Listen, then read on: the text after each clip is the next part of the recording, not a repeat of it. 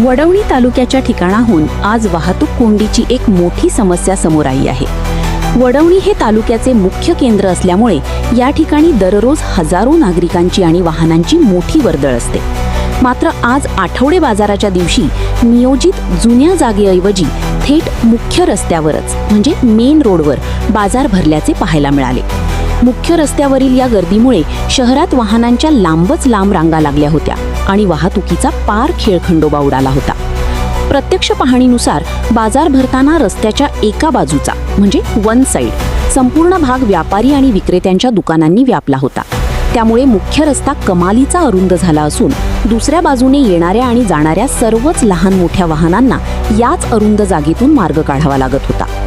तालुक्याचे ठिकाण असल्याने या मार्गावरून अवजड वाहनेही मोठ्या संख्येने जात असतात, ज्यामुळे आज दुचाकी आणि चारचाकी वाहनधारक तासनतास या गर्दीत अडकून पडले होते.